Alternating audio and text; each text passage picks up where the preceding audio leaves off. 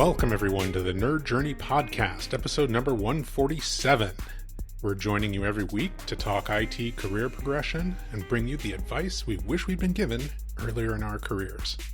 I'm your host, John White, at VJourneyman on Twitter, joined by my co-host, Nick Cordy, at NetworkNerd_.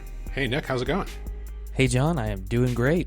We are both pre-sales technical engineers with backgrounds in IT operations. We hope our career discussions will be vendor neutral, relevant across disciplines, and remain timeless. If you're enjoying our content, please drop us a positive review on Apple Podcasts or wherever you subscribe.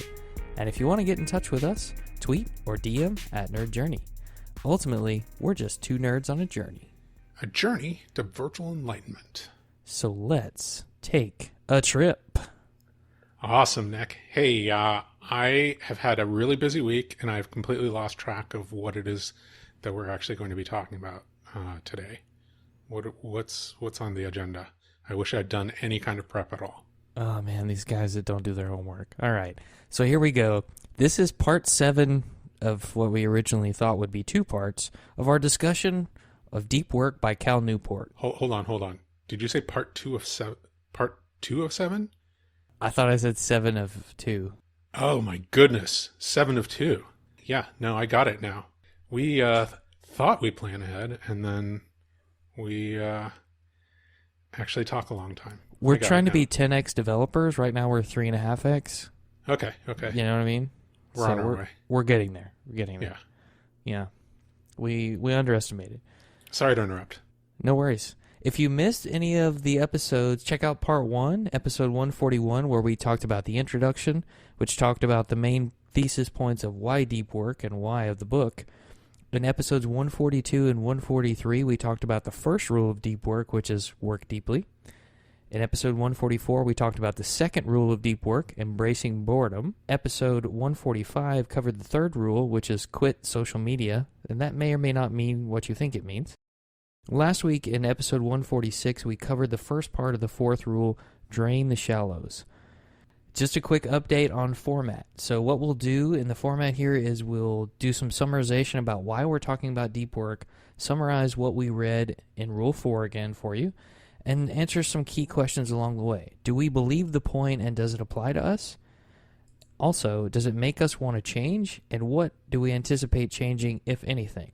One of the things we realize is that this is how we want to read important books from now on, those that have a big impact. And we'd like to model that by recording it on the podcast. So summarizing big points, taking notes, recording our reactions, and record what we're trying to change. Nice. Maybe I should review then why we're reading the book at all. Yeah, so Cal Newport wrote this book, and he has what he calls the deep work hypothesis. And here's a quote on his definition of deep work. Deep work is professional activities performed in a state of distraction-free concentration that pushes your cognitive abilities to their limit. These efforts create new value, improve your skill, and are hard to replicate. And then on the flip side, he defines shallow work, which is non-cognitively demanding tasks that are often done while distracted, which are easy to replicate and do not create a lot of value in the world. With those definitions in mind, he also writes out this hypothesis. The ability to perform deep work is becoming increasingly rare at exactly the same time it is becoming increasingly valuable in our economy. And as a consequence, the few who cultivate this skill and then make it the core of their working life will thrive. So we found this super compelling, and we wanted to bring the information to our listeners, bring it to everybody's attention, and, as we pointed out, just kind of walk through each part of the book. And hopefully we're getting to the last episode of, episode 7 of a planned 2. But no promises. Yeah, no promises. Who knows how long we're going to run our mouths. So just to catch you up on what Rule 4 is, it is drain the shallows. This is the second half of that discussion. And just to summarize what draining the shallows means, it means eliminating as much shallow work as possible to hopefully drive success and excellence. There's a limit to the amount of shallow work you can actually eliminate, while still maintaining your position. And there's also a maximum amount of time of deep work that you can do in a day. However, you should bias yourself towards the deep over the shallow. And that's what draining the shallows means. So where were we in the process of talking about the details of draining the shallows, Nick? So the last thing we talked about last time was quantifying the depth of every activity. How deep is it? How shallow is it?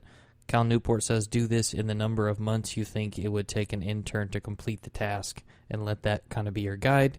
You and I talked about maybe just classifying as shallow or deep or in between.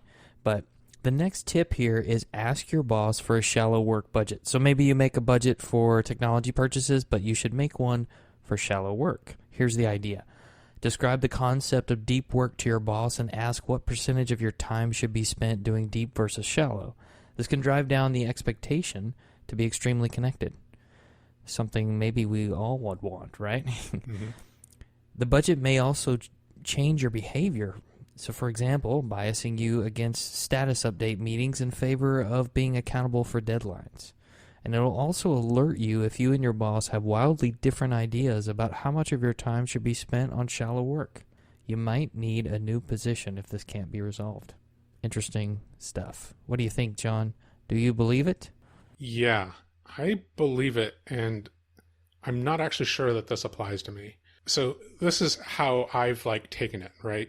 This is a step that you can take if your manager or teammates or somebody at your organization thinks that you are not connected enough, that you are not responsive enough to emails or chats or whatever the culture of your organization says you need to be responsive in, right? So, that means constantly looking up from your work to see if somebody's sent you a chat or an email, interrupting yourself every few minutes to do that, really foundationally, undermining the idea of doing, deep, uninterrupted, distraction-free work, right? The entire foundation of this book. So if you and your team have a conflict about how connected you should be, to do this, then, present this idea, right? This idea of a shallow work budget. Me personally, I have not had a problem with that.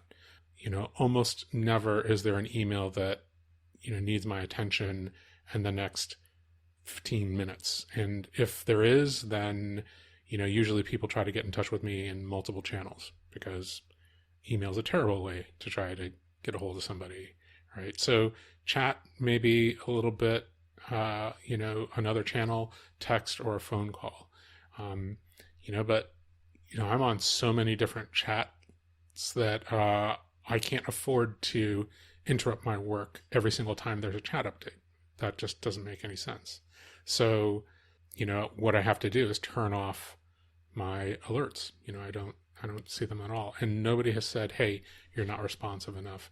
Hey, you're just not responding. You're dropping the ball, et cetera, et cetera. So I set some reminders to do it multiple times a day, but it's not in the middle of when I'm doing deep work. So, because of that, I have not had to implement this. That's why I don't think that this applies to me, but I understand, why it might apply to other people. And you also have to take into account what your job actually is. If, a big metric for success of your job is monitoring a specific chat channel, like a Slack channel, and you're on call for that Slack channel and giving a 90-second response time, then, that is your job. And, you shouldn't be accountable for something else other than that, right? So that's where the conflict comes in. It's hey, if you want me to monitor the Slack channel, then I need to do that. And you can't also ask me to do, deep research, which requires just no distractions and deep concentration while I'm also monitoring a Slack channel. Anyway, that's just kind of my take on it. How about you, Nick? Yeah, that's a good point. I like the way you stated that. A lot of it depends on your roles and responsibilities. So I'm going to say maybe a little to both. In my mind, my managers have set expectations for turnaround times on things like email and encouraged our team to do the same thing. right? 24-hour turnaround on email, call, text if it's more pressing. I get that. I'm not saying that I've done a great job of promoting those turnaround times to the people I work with, but that's a different story. But I can't help but think back to the episode with Brad Pinkston. I don't remember the episode number. We'll put it in the show notes. But it was the one where he talked about how to get to know a new manager. And he said, talk to them, figure out what their communication style is, ask them how they like to be updated. And I think in that conversation, you can also figure out what the turnaround times are and the expectations are for you to be connected and communicate, at least with your manager. And maybe you can start doing the same thing with your coworkers.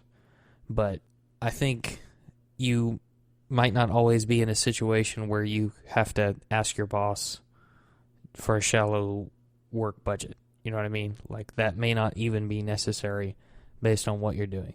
Now, if you feel like the things you are doing are of no value, and that's something you feel like is missing from your job, then yeah, go through the exercise, quantify the depths, and present that back to him. Like, hey, 50% of my day is not really providing a ton of value. That's my thinking. You know, this, if you're doing too much shallow work and you don't want to be, I think it could lead to extreme dissatisfaction. That makes a lot of sense to me. I believe Brad Pinkston was episodes 83 and 84.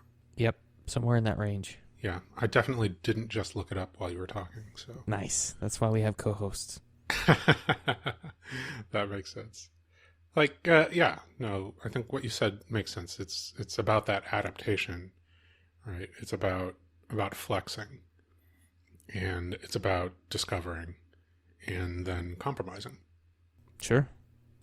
I think I'm just a little bit more about, you know, if you're being asked to do something which requires deep work to do really, really well, and also being asked to do something which requires a certain amount of distraction, and those have a conflict, then that's where you need to have this discussion. So maybe that's just me like retrenching.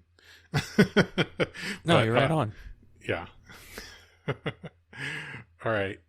So just being that guy who wants to be right. That's how I took it. It's like, you know me. Sometimes. All right. Does it make me want to change behavior? And if so, what will I change to align myself with this idea? That's like, the foundational question. Like, I think personally, I don't want to change anything right now, but I do feel like well armed with knowledge and, like a philosophical approach to have a conversation with my management or my teammates or, colleagues, that are not on my specific team, if it ever becomes an issue, right? It's like, hey, this is the thing that I need to do. It requires concentration and no interruptions. And so while I'm doing it, it's on my calendar. You can see that's what I'm doing. It says, John is doing deep work or something along those lines. I'm just not going to be available, right? It's just as if I was in a meeting, in an important meeting. You wouldn't expect me to be, easily available via chat. That just wouldn't make sense. Yeah. And I mean, I agree with you, John. At this point, it doesn't make me want to change anything. I see it as a button you press if and when you need to. Yeah. And it's good to have like a tool in the toolbox. You don't necessarily need to pull it out, right? It's just in case. You never know when your work situation is going to change, or your manager changes, or you just switch teams, or you change jobs, or whatever. You're ready to have that conversation. So I like the tool and I like the tip. So next on our list, as part of Drain the Shallows, is finish your work by 5:30. So Cal Newport calls this fixed schedule productivity. Set the end time and work backwards to schedule things so that you can actually end at that time.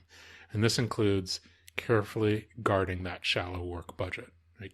You only have so much shallow work that you're going to allow yourself to do. It's a really interesting concept. Do I believe this, and does it apply to me? I do believe it. What I'm taking from this idea is not necessarily the 5:30 time, because that's not always possible, especially in our jobs where, sometimes you're, hey, if you're an IT professional, you might be on call, or you might be scheduled to work on a shift that ends at 8 p.m. So like, obviously you're not going to, finish your work by 5:30, like that just doesn't make any sense. And sometimes, hey, I'm taking colleagues out to dinner, I'm taking customers out to dinner, or I'm traveling, there's any number of things that can keep me, past 5:30, some kind of emergency situation. But what I do see is valuable from this, and what I do believe is that you should have a general guidance that you are going to end your day at a specific time and then work backwards from there to make sure that you can actually walk away from your job at that time. Like nothing is left at, as a loose end. You've recorded all of the action items from the day that you've accumulated in a place, in a system that you can quickly find them. Those are all things, that I do truly believe. I'm not saying I'm perfect at this, but I've definitely been focusing on it and getting better, so it is what it is. How about you? So my initial gut reaction was, yeah, that can't be done / is unrealistic to do consistently. But I like what you said about it doesn't necessarily have to be 5:30 for you. And notice there was no time zone given, right? It could be Pacific, Central, all kinds of time zones there.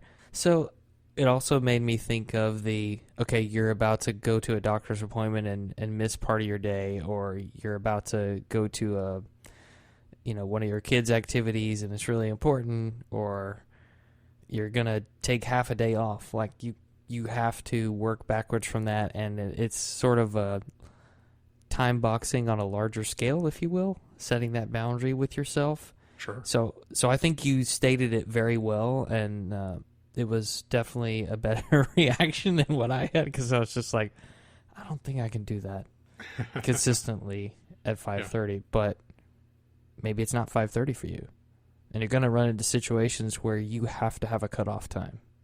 Yeah. And that's the spirit of the advice. Yeah, I think the issue is that if you're doing knowledge work, right, which is what most people who are practicing deep work are doing, you have an infinite amount of work that you could be doing, right? It just never ends. You're not going to get to the end, right? So you have to put a boundary on it, right? Yep. Sometimes you have outcome limits, right? Where you're like, hey, there's a deadline for this thing. It has to be done today. And sorry, I'm telling you this at 3 p.m. and it's a 6-hour task.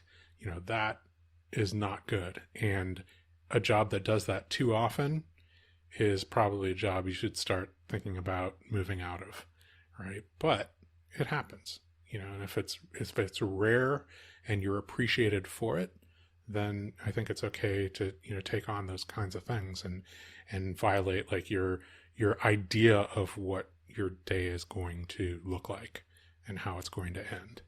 So stuff happens, and you have to rejuggle your schedule. Like that's life. But if you have the goal and you start working backwards from the goal, then you know what you need to do to get there. And then you also need to know what you need to do to juggle in order to react to things that come up. Yeah. And I'll also say, my immediate reaction was, I can't do it, but I also haven't set that time and said, here's where I'm going to finish by. So right, maybe I should try that a few times and see how it goes.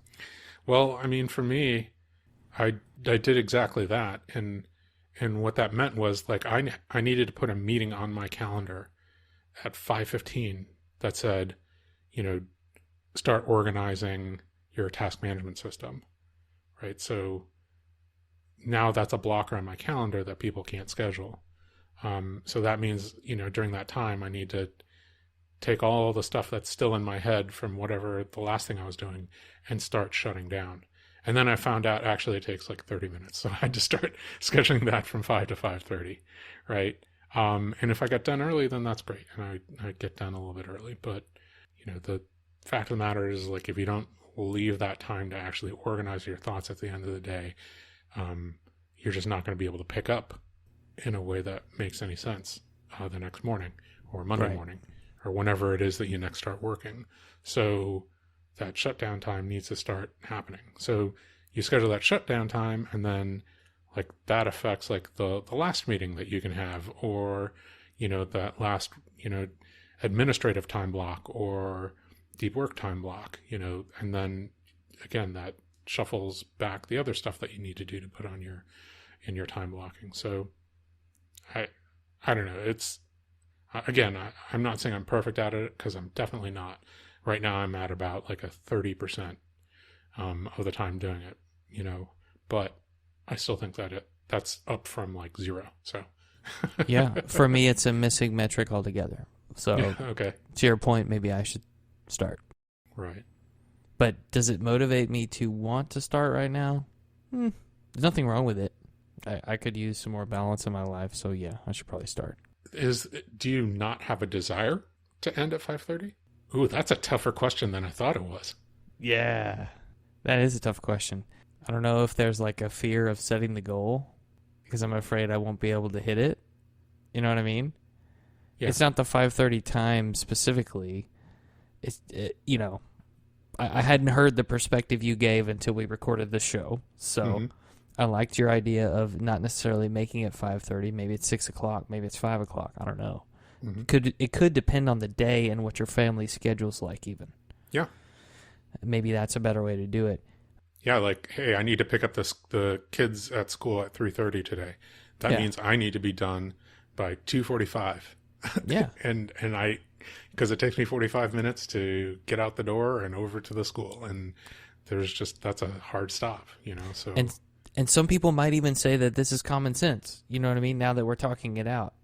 And I think for me, maybe it's just fear of not being able to hit the goal. Interesting. I think there's just this deep, I don't know if I can do that. Right. I think I have the workaholic tendencies, So the shutdown routine and trying to not check email after hours and things is a battle. Right.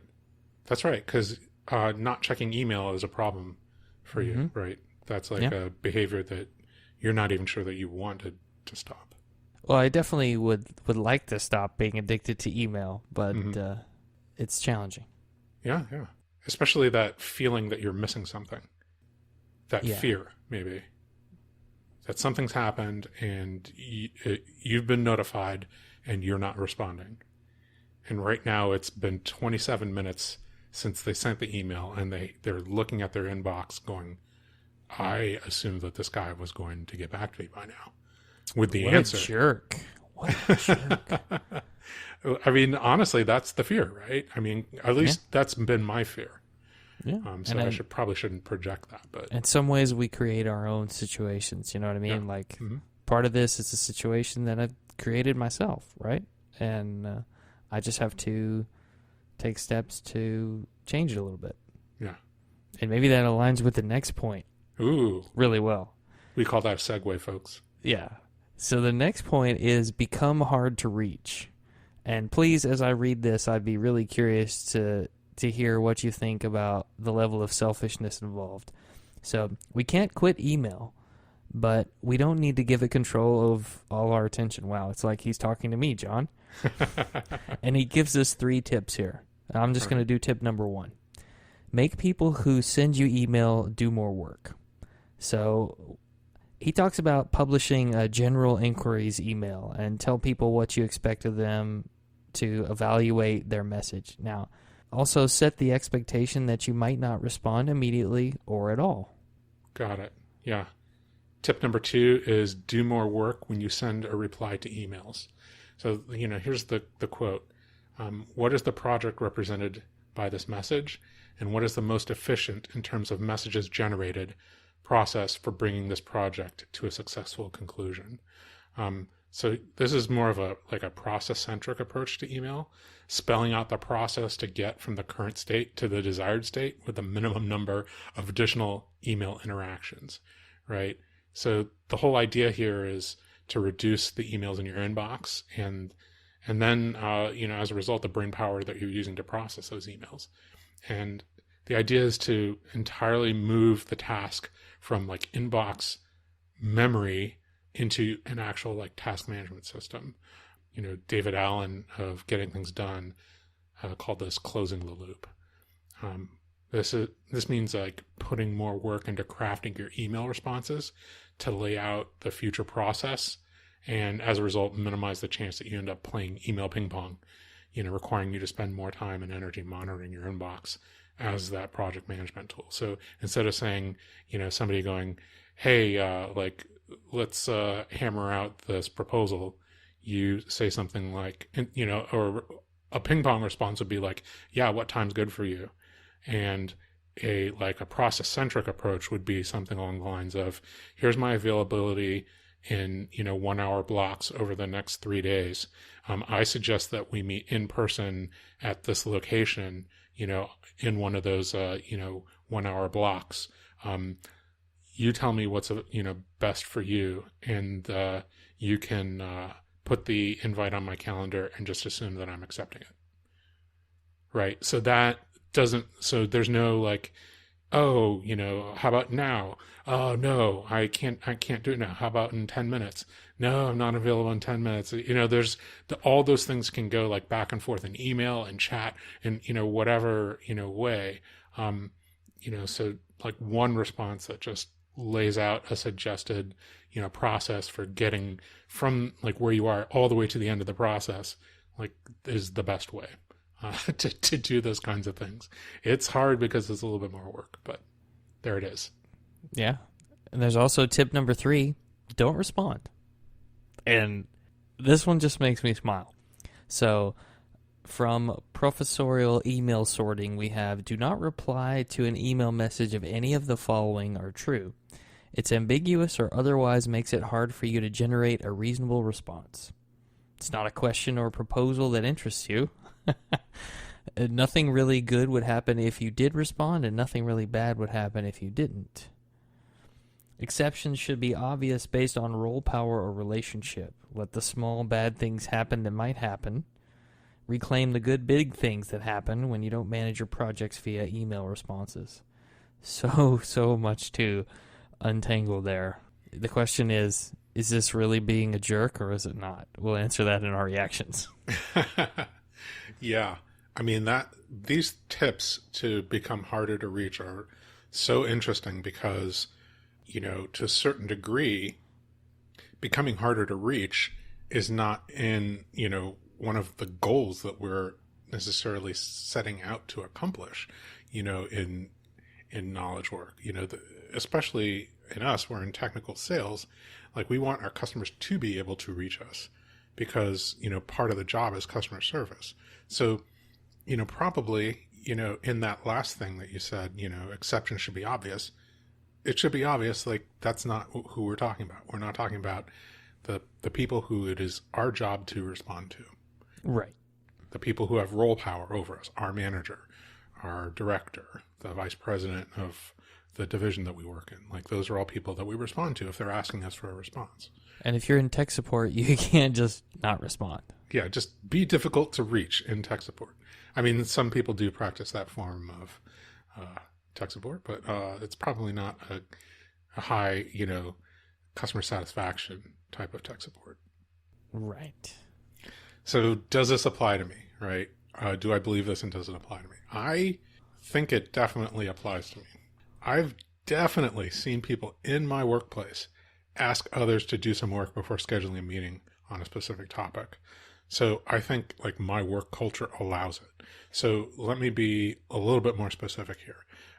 I had somebody suggest that I talk to a sales rep in a different region area who covered a specific customer. And this rep had published a win on, a sale to like a big sale to the customer. And in the contact information that the company published, there is a specific note that said, if you want to talk about this WinWire or this customer, hey, I've done this talk. Here's a recording of the talk. I've done another talk. here's a recording of that talk, it has slightly different information. If you watch both those discussions and I haven't answered the question that you need about that, deal, then feel free to put some time on my calendar, which is completely reasonable, right? That makes a lot of sense to me. I don't know that I'm getting enough requests via email to make this an issue for me. Even the emails that we get as a result of the podcast don't really rise to that level. Are you just not getting them? The thousands in our inboxes? Maybe you're not getting them. No, I definitely get messages as a result of the podcast, right? Like we've offered many, many times, and we've specifically asked people to reach out to us. Now, the volume of messages that I get as a result of that does not overwhelm me to the point where I'm, just losing time responding to those messages.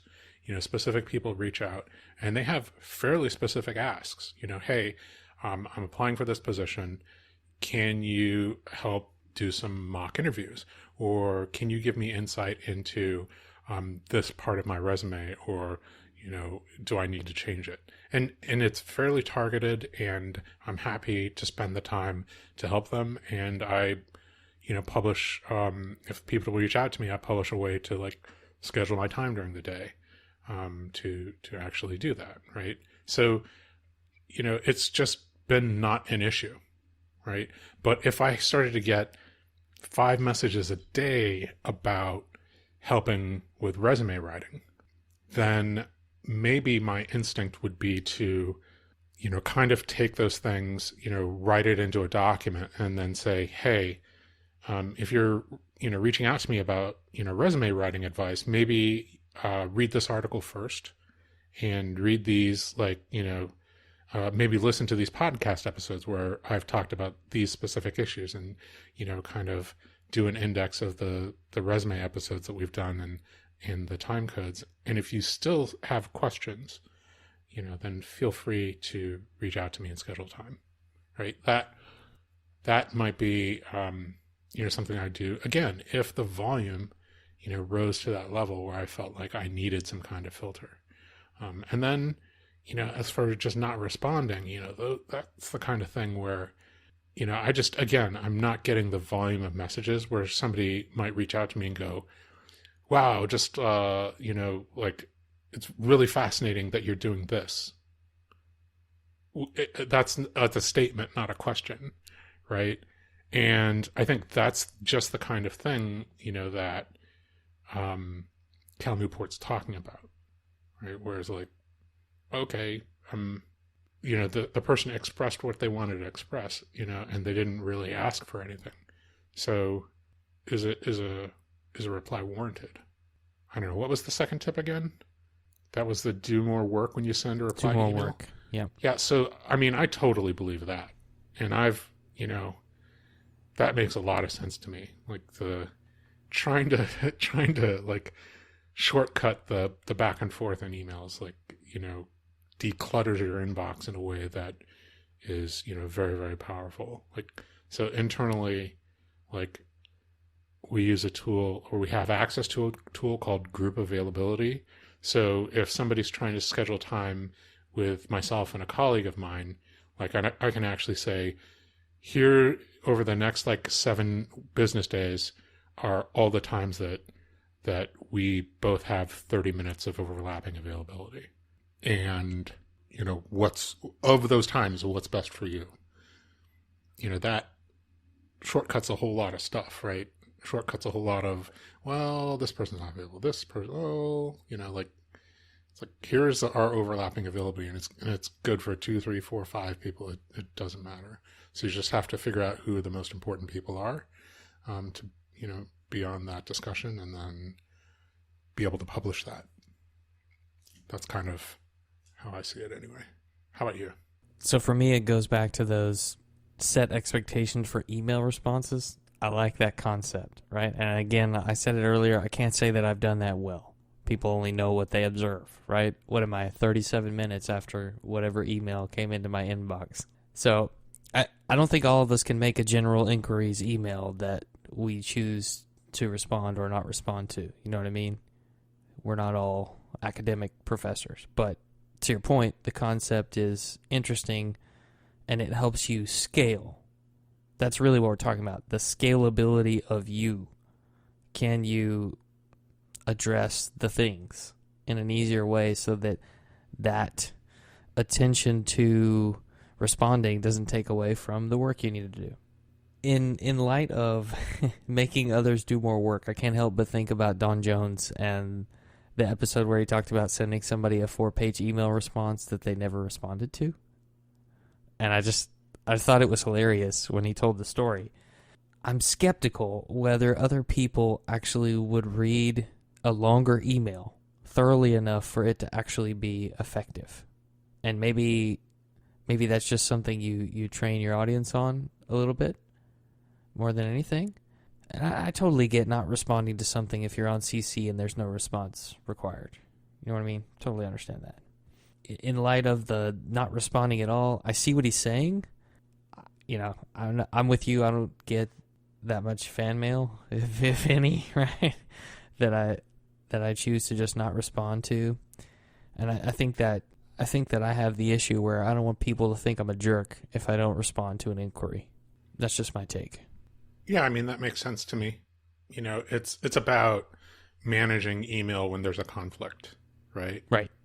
So if there's no conflict, then these are tools that you don't need to use. This is QoS for email management, I think is what you just said. I do think that second tip about laying out a process makes a lot of sense. I think probably a 4-page response is overwhelming, right? Yeah. Like, you know, but if you say, here's the process that I think that we should follow, here's my availability, here's the place that I suggest that we meet, you know, you put time on the calendar and you can assume that I will automatically accept it. And then here's the agenda that I think that we should talk about, but, you know, add whatever you want to it. I mean, that just spells it out. And there's no, you've cut out a lot of the things that could turn into 10 emails, right? Yeah. And you're removing the ambiguity by giving the person on the other side a clear process so that they can make a decision. Yeah.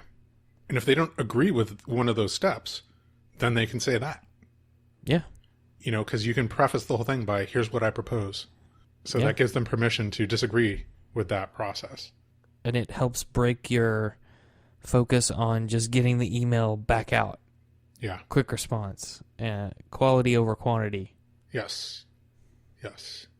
Right. So that's, you know, it's an interesting metric, right?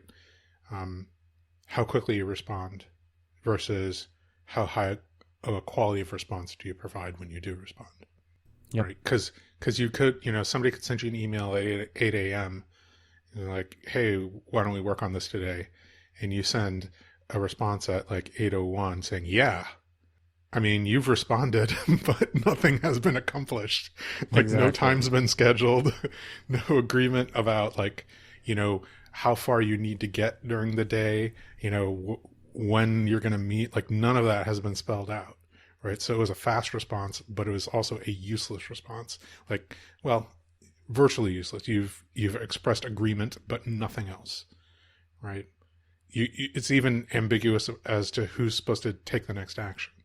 Right. So, you know, is it better to respond like 2 hours later, but say, here's the times that I see that we're both available the rest of the day. Here's an hour. I've already put it on the calendar. I put a proposed agenda, but feel free to, you know, give me a different time, you know, and a different agenda. Yeah. It's like pulling up to a fast food restaurant drive-thru and the person just says, hey, how may I help you? And you say, thanks. And you just don't say anything for like a little while and they don't know what to do. But if they take a second, let's say it takes 60 seconds after you drive up. Hey, welcome to Whataburger. How may I take your order? Let me know when you're ready. Yeah. Oh, okay. Thanks. Give me just a second. Yeah. Yeah. You take your time and then you go. So, yeah, that's how I see it. Yeah. So I think that's probably the the one that's most applicable of these 3 tips, Yeah. that just don't respond. Like I certainly get ambiguous messages, and I'm CC'd on stuff that, isn't really asking for my input. I'm just being copied, to be polite. And of course so I don't respond to those, right? But there's not very many things that I've done where I'm getting such a volume of people, wanting to ask me a question about that one thing that, I need them to do a little bit more work first. And generally, by the way, like if there's something like that, I've already published a thing for them to read, right? So it's really just a matter of, maybe it's an internal blog post or it's an internal document. And I can say, hey, yeah, just, read this and ask me if you have any, additional questions. That's something, right? I have had, several people reach out to me as they're joining Google who said, hey, I noticed that, like, you talked about joining Google from VMware on the Nerd Journey podcast, and I'm doing something similar. I'm joining from company A, company B, company C, and you talked about, that 3-month check-in, 6-month check-in, 1-year check-in. Mm-hmm. By the way, we didn't do a 2-year check-in. Uh-oh. And then, they want some advice and guidance, and I'm happy to do that. It just hasn't, again, risen to the level where it's like, okay, well, I've done this 30 times and I've had 30 more people asking me about it, and I just don't have the time to, do this for all these people. Like that right. hasn't been an issue. So, I probably should, now that I think about it, though. That seems to be the thing that has happened the most often is, hey, I'm applying to Google, can you give me some feedback on X? And hey, I've just joined Google. Can you give me some advice now that I'm here? Because the first day is scary, and both those things, probably make sense to write something up. I think you just assigned yourself more homework, John. I mean, we talked about last week that you had some homework to do anyway. Yeah, I'm.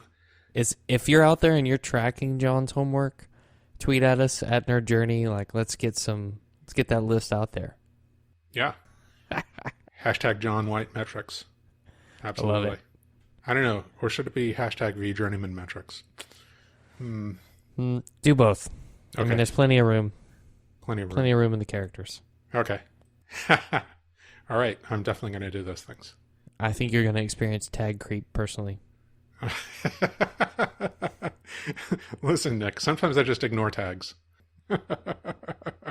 See, you're one of those people that just wouldn't read the email that I sent. I get it. So, let's talk about the conclusion to the book. There is a conclusion section, and here's the notes that I took on it. Deep work is a pragmatic choice to focus on the ability to concentrate without distraction and get valuable work done. It's not about taking a moral stance or making a philosophical statement.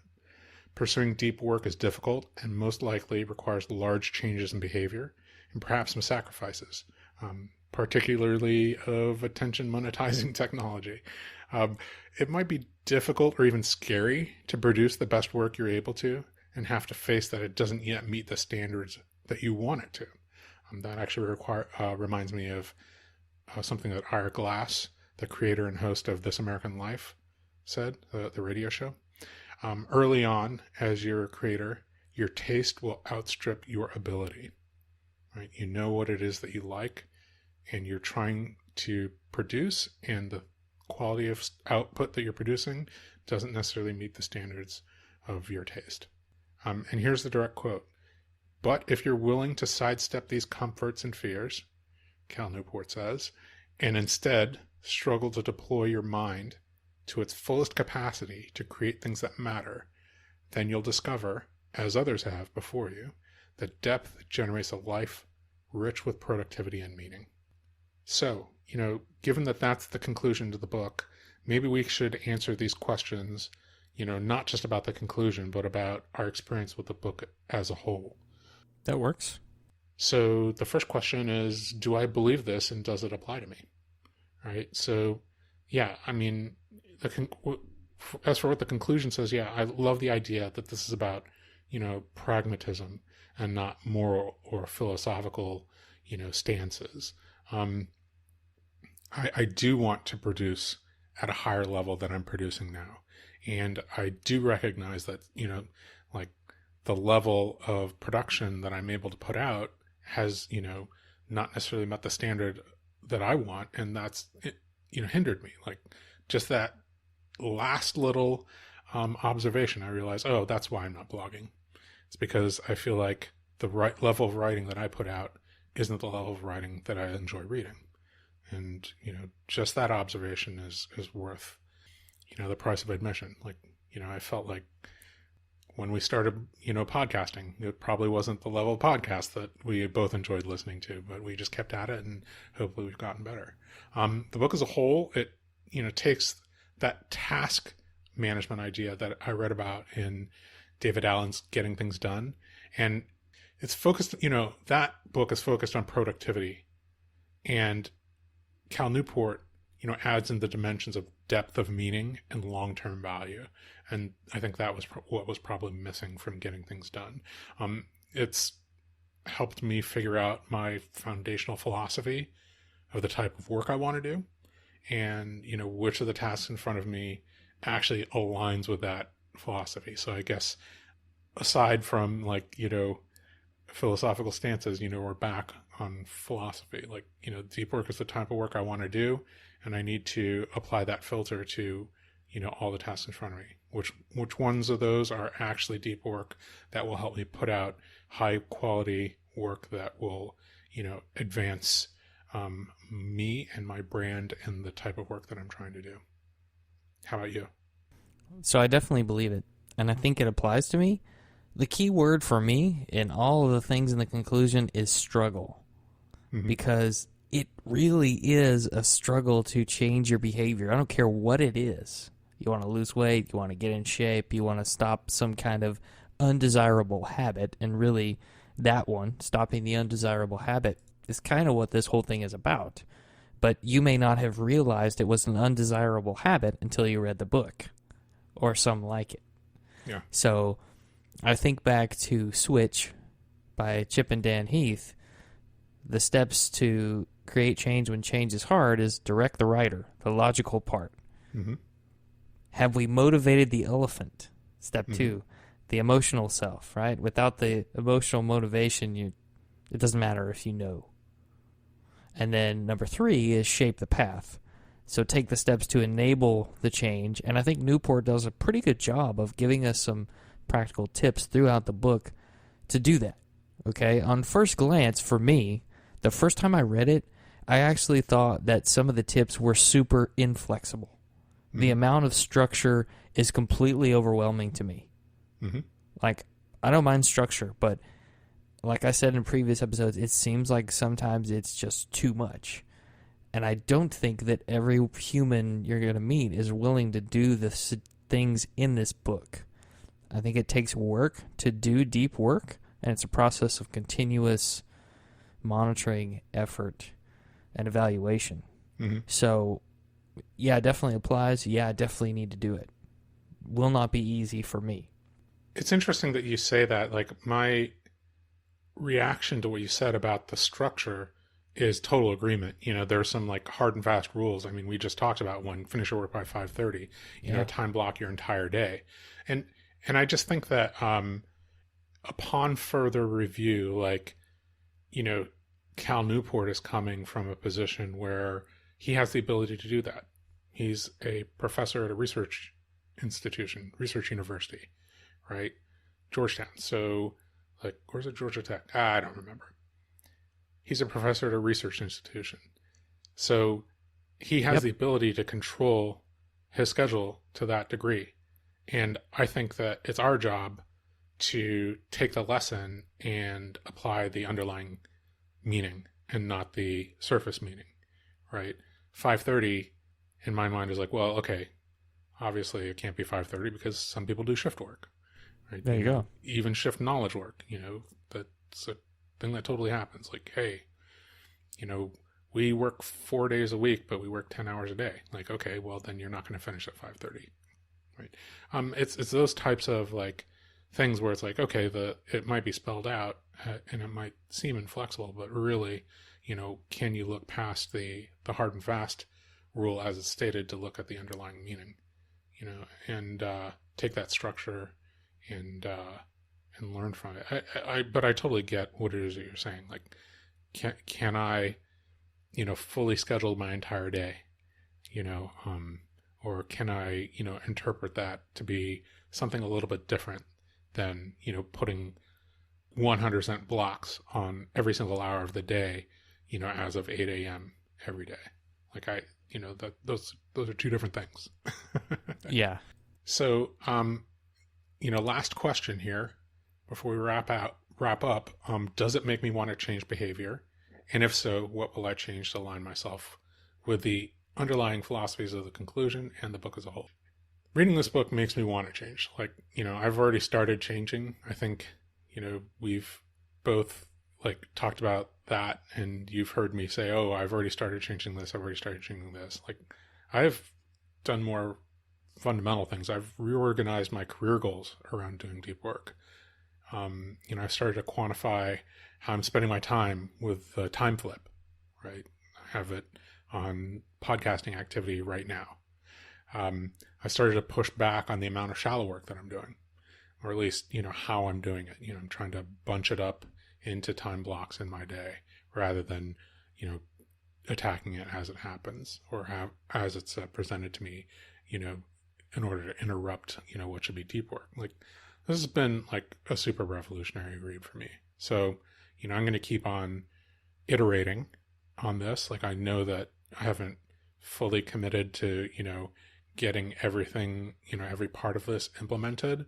Like, in my mind, I want to switch over to this style and philosophy. And I think that, mentally and emotionally it's just a matter of, implementing, all of it in the real world, which is probably a little bit more incremental.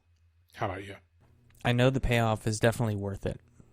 And I know that to advance in our field, we want to be doing our best work.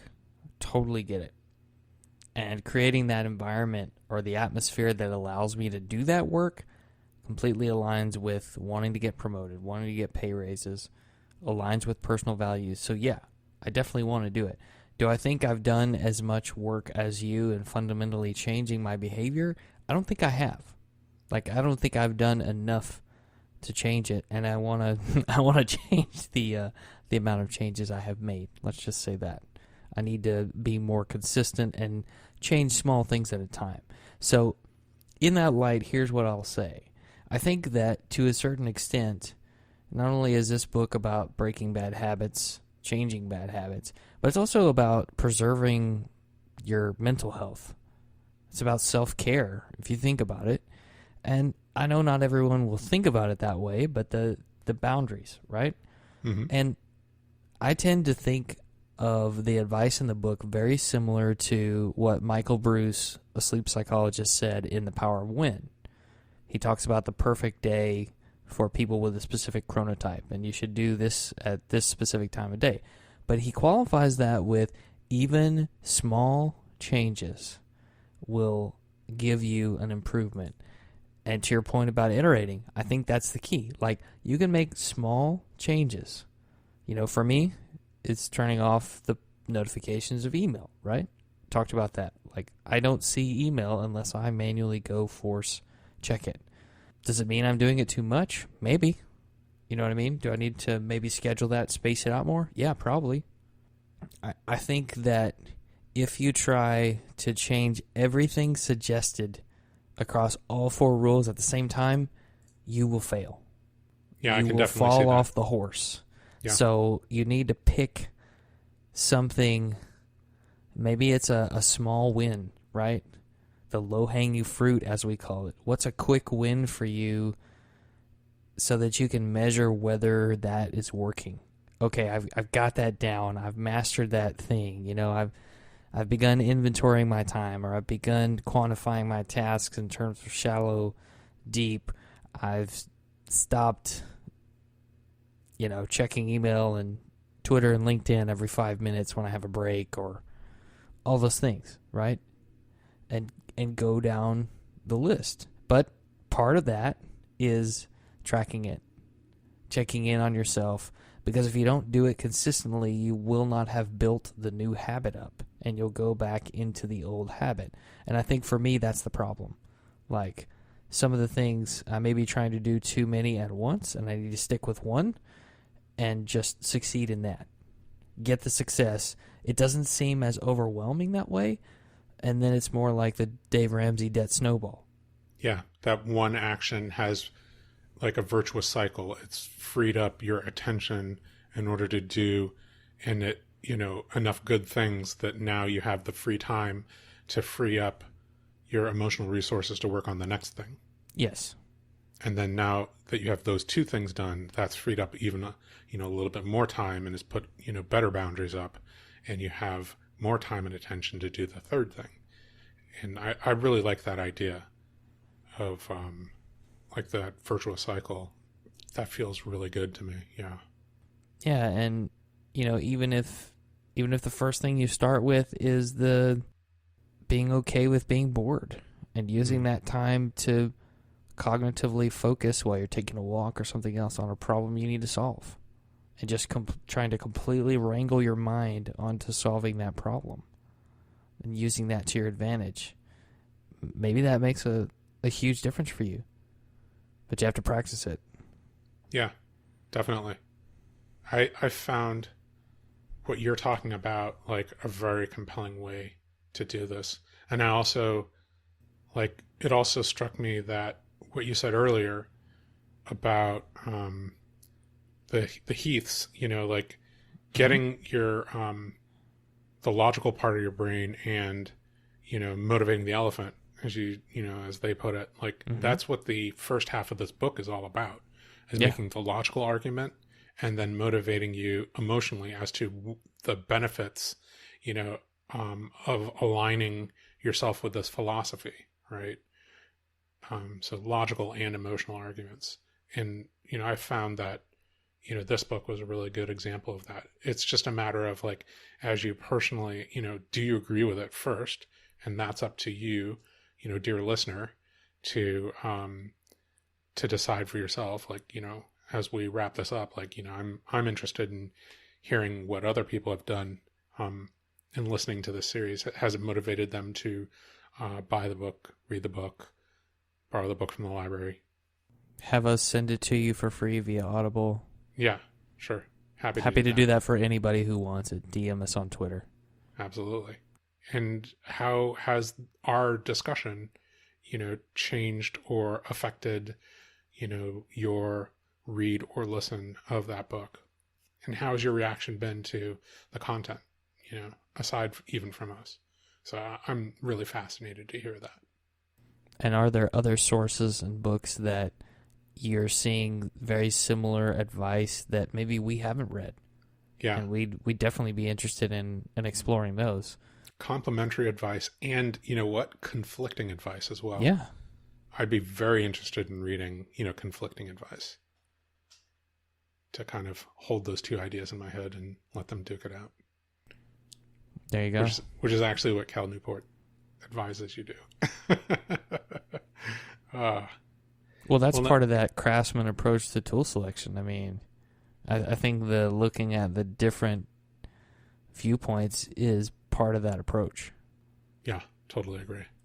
Well, Nick, I can't believe it, but I think we've actually finished this series on Deep Work by Cal Newport. Is that the end of Nerd Journey as we know it? Wow. Probably not, but probably not. No. There's more. There's always there's more. Definitely more. Since we definitely have a bunch of interviews in the can. Yes, we do. Yes, we do. Anything else before we get out of here? I think that maybe from time to time, and it doesn't have to be a full segment on the show, maybe we just share, like, here's where I am on this deep work journey. Here's one thing I changed, and sharing that with somebody else, something that you have changed that was really helpful to you. They may just not know. Like, they may not be mindful of these things or that they have these habits. So It's not that you have to give people advice when they don't ask for it, but if it comes up in conversation and they need some helpful advice, maybe you have some. Yeah. And if you have some for us, love to hear it. Yeah, definitely. So just a reminder, we want people to subscribe and give us a positive review on Apple Podcasts or wherever you're listening. We want to know if we're being helpful and are always looking for interesting questions to ponder. And don't forget to smash that subscribe button. We're collectively on Twitter, @NerdJourney. Awesome.